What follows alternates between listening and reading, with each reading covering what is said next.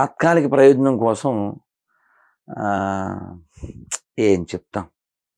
మారాలి. కానీ మారాలి.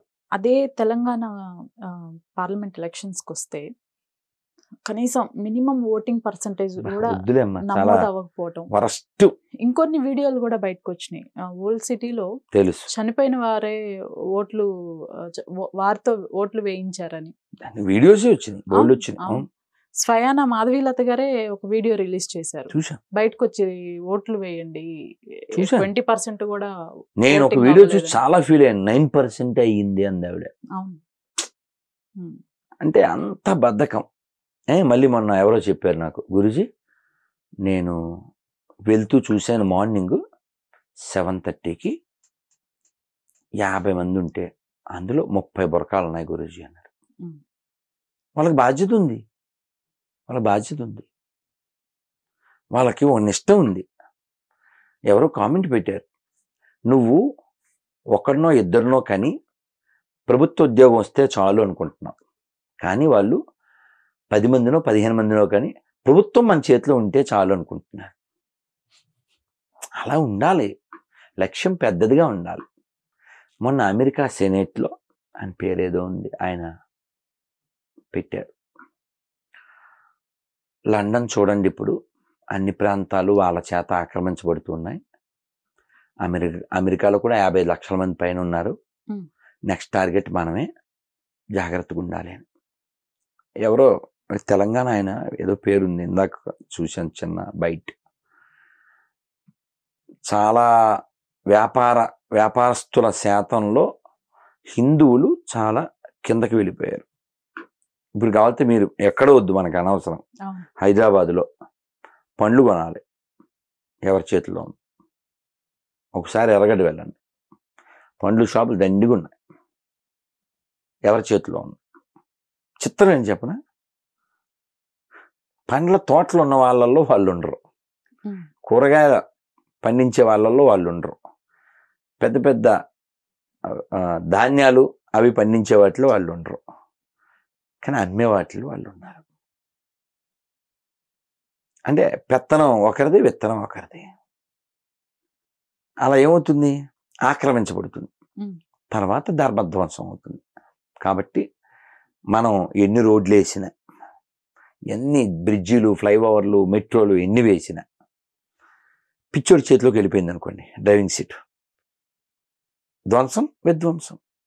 ప్యారిస్ పరిస్థితి ఏంటి ఇప్పుడు? కాబట్టి ఖచ్చితంగా ఓటు వేయనివాడు వెధవ. వెయ్యగలిగి ఉండి, ఓపిక ఉండి వెయ్యగలిగిండి, ఓటు వేయనివాడు వెధవ. ఓపెన్గా చెప్తున్నా. నన్ను తిట్టినా సరే, you can troll me or you can call మీ.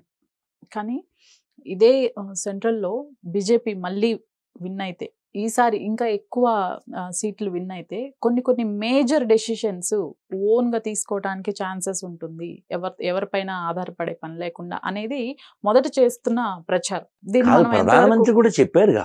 అవును అవును అవును. మళ్ళీ వచ్చిన తర్వాత ఇంకా పెద్ద నిర్ణయాలు తీసుకోబడతాయి. ఇప్పుడు రామ మందిరం ముస్లిమ్స్ కి సంబంధించి కూడా ఒకటి అనౌన్స్ చేసినట్లు సిఏనా ఆల్రెడీ అయిందిగా, అనౌన్స్మెంట్ అయిందిగా, అదే అయిపోయింది. Work is going on the process. ఇప్పుడు అతి పెద్దది 500 సంవత్సరాల సమస్య తీరిందిగా. నేను మొన్న ఫిబ్రవరిలో అయోధ్య వెళ్ళా, నిన్న వారం క్రితం కూడా వెళ్ళా. దగ్గరే వెళ్ళి స్వామిని అంటే వీడియో తీసుకోవడానికి అలౌ చేశారు, వీడియో కూడా తీసుకున్నాం, పెట్టడం అవ్వలేదు. ఎందుకంటే అయోధ్య సమస్య క్లియర్ అయింది ఏంటి, వితౌట్ ఎనీ ఒక్క ప్రాబ్లం కూడా లేకుండా. కాశ్మీర్ యాక్చువల్ నేను నెక్స్ట్ మంత్ కాశ్మీర్లో ఉండాలి. పాపం టికెట్లు బుక్ చేసి కానీ క్యాన్సిల్ చేయాల్సి వచ్చింది, నాకు వేరే కార్యక్రమం ఉండడం వలన. కాశ్మీర్ వెళ్ళాలనే ఆలోచన వచ్చి శారదాపీఠానికి వెళ్ళాలి, ఎప్పుడు శంకరాచార్యులు వారు ప్రతిష్ఠ చేసినటువంటిది. ఇన్నిసార్లు కాశీ వెళ్ళాం, 3 సార్లు అయోధ్య వెళ్ళాం, 3 సార్లు బృందావనం వెళ్ళాం, ద్వారక వెళ్ళాం. కాశ్మీర్ వెళ్ళాలి అనే ఆలోచన ఎందుకు రాలే ఇన్నాళ్ళలో? వెళ్తే వేసేస్తారు, అక్కడ అన్ని పందులే ఉన్నాయి, మనుషులు లేరు, రాక్షసులు, ఇలాంటి పరిస్థితి. ఆ స్థితి నుంచి కాశ్మీర్ వెళ్దాం, ఒక 600 మంది అందులో నేను ఉండాలి, బట్ తప్పలేదు. మళ్ళీ ఎప్పుడో. సో కాశ్మీర్ సమస్య క్లియర్ అయిందా? పెద్ద పెద్ద సమస్యల్లో 2 ఎక్కడ వితౌట్ బ్లడ్, ఎక్కడ ఏం అవ్వకుండా, గొడవ లేకుండా, ఎక్కడ పరువు పోకుండా. సిఏ అలాగే దేశంలో ఎప్పుడు పెడితే అప్పుడు మనకి బాంబు దాడులు వినపడేవి, అవేమి వినపట్టలేగా. మేము విజయవాడలో బయలుదేరి కాశీ వెళ్ళాం, మధ్యలో పూరి అంటే బైకార్, నేను చెప్పేది లాస్ట్ ఇయర్ బైకార్ వెళ్ళాం. ఛత్తీస్గఢ్, బెంగాల్, ఒరిస్సా, బీహార్ వీటన్నిటి మీదుగా అయోధ్య, కాశీ, పూరి ఇవి చూసుకుని వచ్చాం. మాకెక్కడ రోడ్డు ప్రాబ్లం రాలే. చిన్న కారు ఇవ్వమని వెళ్ళిపోయాం. ఎలా వెళ్ళాం? రోడ్డు బాగుండి పెట్టానా? రోడ్డు ఎలా బాగుంది? వేయబెట్టానా? ఎన్ని రోడ్లు వేసేస్తున్నారు. కాబట్టి మనం శాశ్వతమైన ప్రయోజనం కోసం మంచి లక్షణాలు ఉన్న వాళ్ళకి ఓటు వేయాలి తప్ప పార్టీ వైజ్ ఉండకూడదు. లేకపోతే ప్రాంతము, కులము అలాంటి లో ప్రొఫైల్ ఆలోచన చేయకూడదు. వచ్చే తరం కోసం ఆలోచన చేయాలి. రాజకీయ నాయకుడు వచ్చే ఎలక్షన్ గురించి ఆలోచిస్తాడు. రాజనీతిజ్ఞుడు వచ్చే తరం కోసం ఆలోచిస్తాడు. కాబట్టి నాకో కొడుకున్నాడు, వాడికో కొడుకుంటాడు, వాడికో కొడుకుంటాడు, వాడు తింటాడు, ఇలా ఆలోచించేవాడు దగులుబాజీ. కానీ 140 కోట్ల మంది నా కుటుంబం అనుకునేవాడు హీరో. నేను మా అబ్బాయి వాళ్ళ అబ్బాయి ఇది కుటుంబం అనుకునేవాడు జీరో. మేము 3, 4 మాత్రమే అనుకునేవాడు జీరో. మేము 140 కోట్ల మంది. ఇంకా మాట్లాడితే వసుదైవ కుటుంబం, 700 కోట్ల మంది కుటుంబం ప్రపంచం అంతా. ఆ లక్షణాలు ఉన్నటువంటి వాళ్ళు నాయకులుగా ఉండాలి. అది ఎవరైనా కావచ్చు. అలాగే ఎలక్షను అనేది ప్రజలకి మేలు చేయడం కోసం కొట్టుకుంటే మంచిదే. కానీ అది పగబట్టేసి వీడి పేరు రామాంజనేయులు, ఆడి పేరు నాగాంజనేయులు, ఆ ఈనాడు చేసుకుంటాడు. ఇది కేవలం పార్టీల కోసం.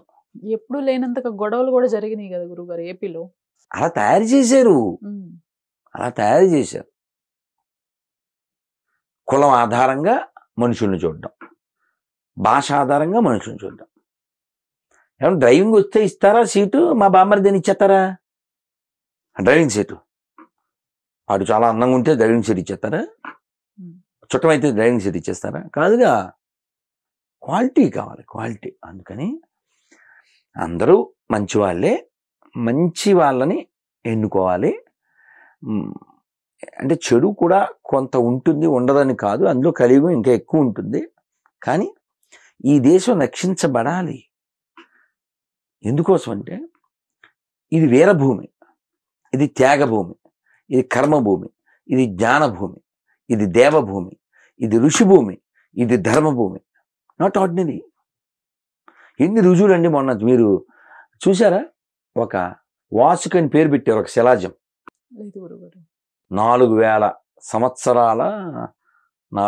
సంవత్సరాల క్రితాంది ఒక శిలాజం దొరికిందని ఈ సోషల్ మీడియాలో అంతా వచ్చింది, దాని మీద వీడియోలు కూడా వచ్చింది.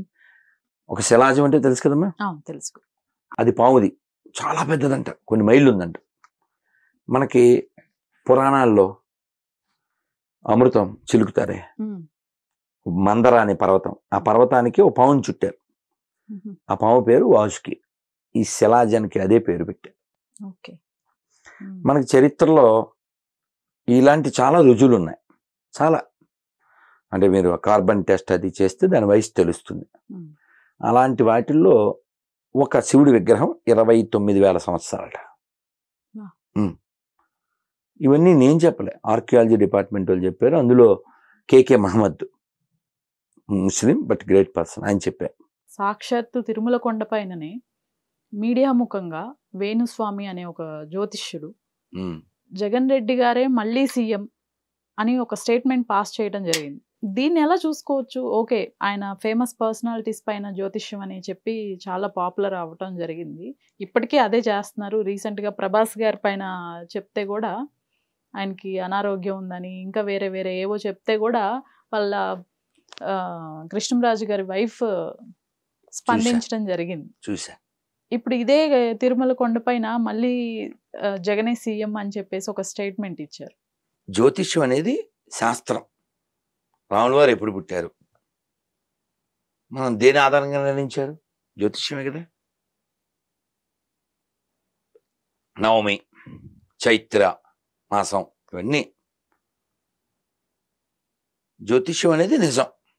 కానీ అది పడకూడని వాళ్ళ చేతుల్లో పడి ఎక్స్ప్లాయిడ్ అయి పాడవుతుంది.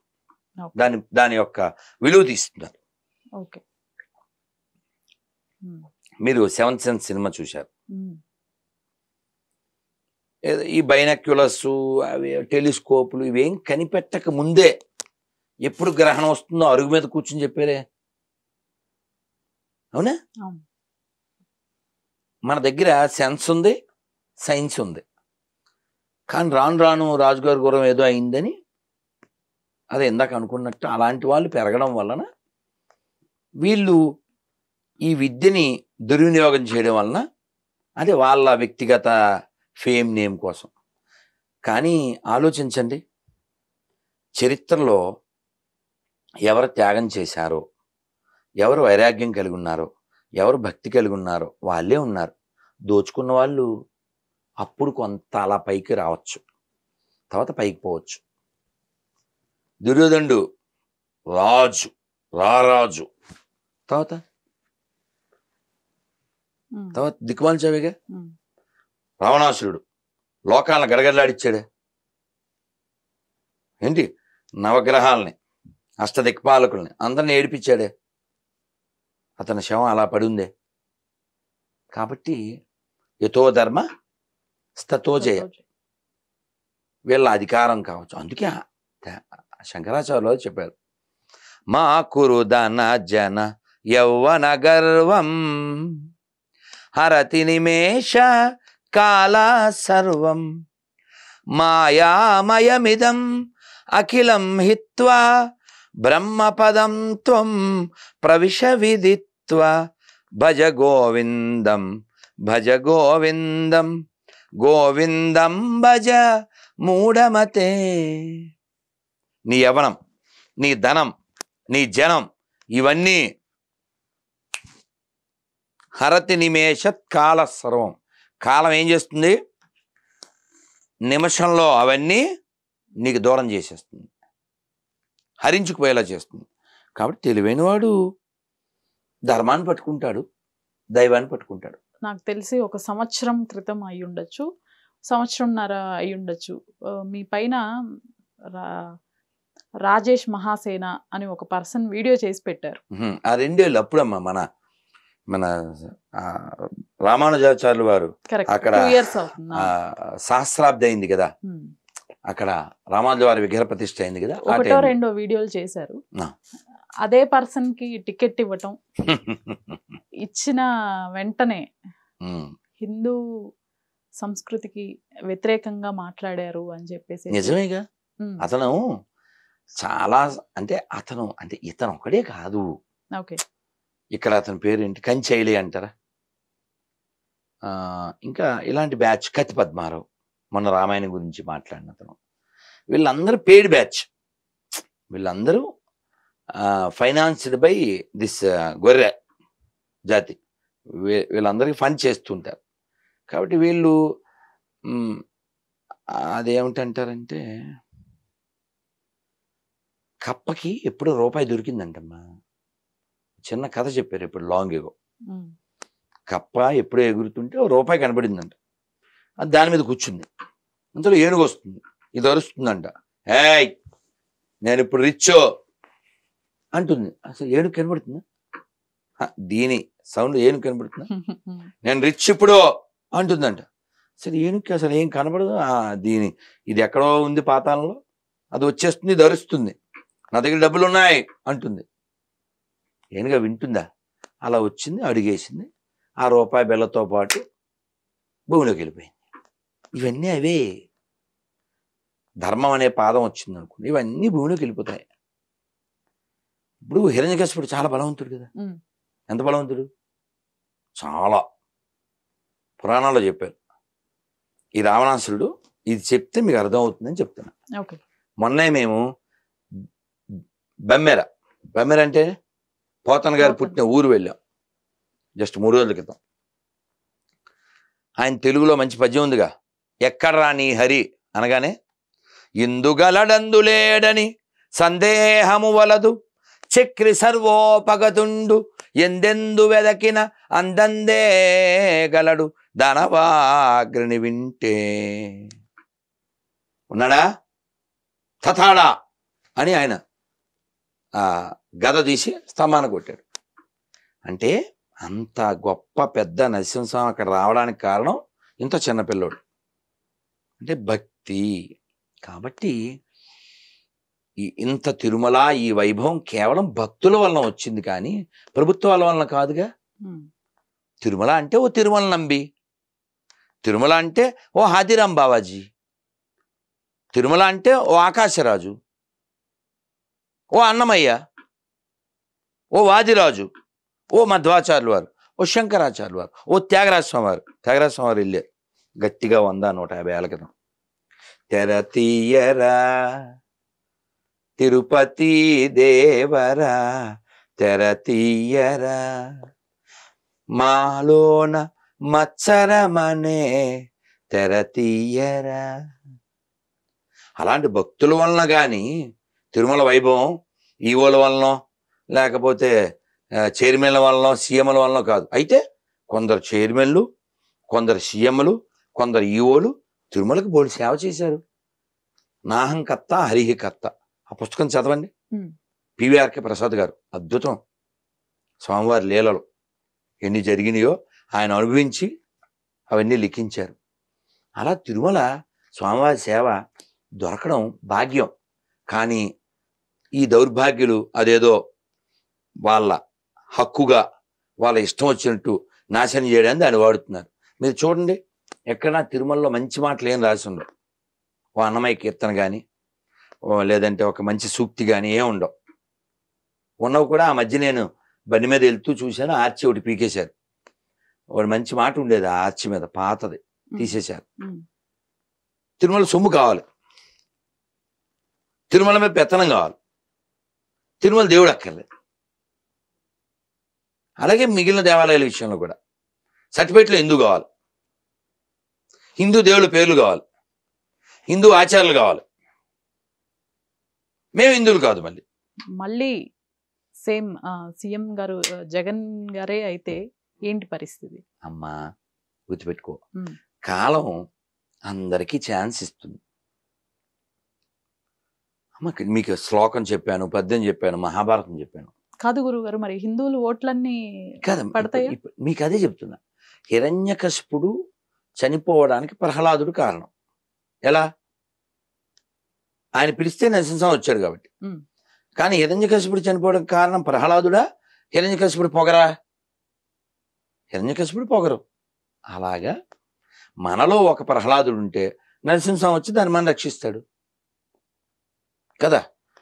హిరణ్యకశిపుడులో ఉంటే నరసింహస్వామి రావుడు. అర్థమైందమ్మా?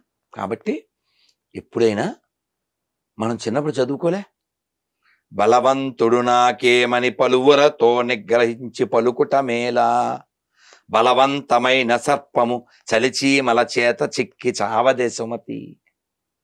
కాబట్టి పెద్ద విషయం ఏం కాదు. కాలం అందరినీ సెట్ చేస్తుందమ్మా, అన్నీ సెట్ చేస్తుంది. కాబట్టి అధికారం లేకపోతే ధనము, పేరు ఇవన్నీ తాత్కాలికం, ధర్మం శాశ్వతం.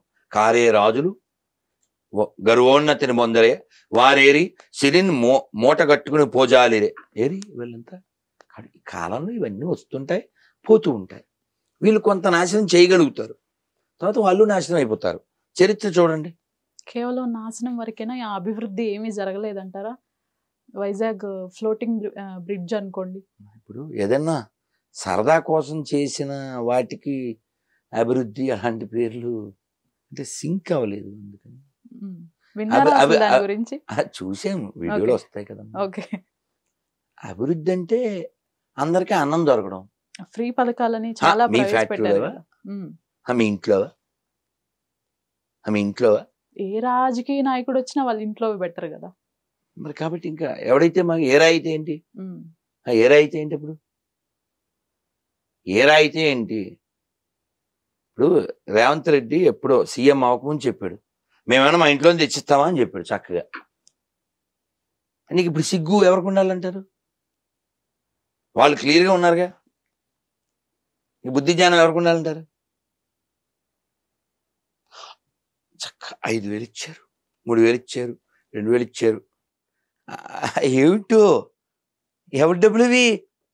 ఏదో కథ చెప్పారమ్మా, గొర్రెలందరికీ చనిపోవడానికి ఉన్ని కోట్లు ఇస్తాం అని, ఉన్ని కోట్లు అదే స్వెటర్స్ ఇస్తాం, స్వెటర్స్ ఇస్తాం అని అనౌన్స్ చేశాడంట ఓ రాజకీయ నాయకుడు. గొర్రెలన్నీ ఓట్లు వేసినాయంట. సార్ ఇన్ని గొర్రెలకి మీరు ఎలా తెచ్చిస్తారు అని గొర్రెలు అడిగినాయంట. అడిగితే ఎక్కడి నుంచి మిమ్మల్ని మీద నుంచే వాటి ఉన్నే తీసి వాటికే కొట్టిస్తారు. ఇప్పుడు బుద్ధి ఎవరికి ఉండాలంటారు? ఇక్కడ మారాల్సింది ఎవరు? మారాల్సింది ఎవరమ్మా? ధర్మం దేశాన్ని పట్టుకోవాలి, ధర్మాన్ని దేశాన్ని ఆధారంగా జీవించాలి. పోతన గారిని ఆ రాజుకు అంకితం వేయమన్నారు భాగవతాన్ని. ఓకే, ఆయన చాలా స్ట్రాంగ్ గా చాలా అలా కొన బద్దగొట్టినట్టు చెప్పారు. ఇవ్వను. సరస్వతీదేవి ఏడుస్తూ ఆ కాటుకుతో కూడిన కన్నీరంతా జాలువారి ఆవిడ వస్త్రం మీద పడుతూ ఉంటే, అమ్మా నువ్వు బాధపడదు తల్లి, నేను దీన్ని నరాధములైన రాజులకు ఇచ్చి వాళ్ళిచ్చే కొంచెం భూమినో బంగారమో తెచ్చుకుని నేను సుఖించను తల్లి, నేను ఆ పని చేయను అని చెప్పి, అది బాగుంటుంది. చాగంటి గారు బాగా చెప్తారు. కాబట్టి భగవంతుని నమ్మినవాడు అలా ఉంటాడు. త్యాగరాజ స్వామి వారిని ఏదో డ్యాన్స్కి రమ్మన్నారు, ఎవరో వచ్చి, అన్నయ్య మీరు వెళ్ళండి నేను రాను అన్నాడు. అలాగే అన్నమయ్యని సినిమా కూడా చూసాంగా, చెరుక బెల్లం పెట్టు అంటే పెట్టదు, చూసాం కదా. పెనం మీద వేసి కాసి మంట పెడితే అప్పుడు అని అలా ఆ పైత్యానికి వెళ్ళి ఆయన్ని కొట్టేస్తే అదంతా మనం నిజంగా జరిగింది.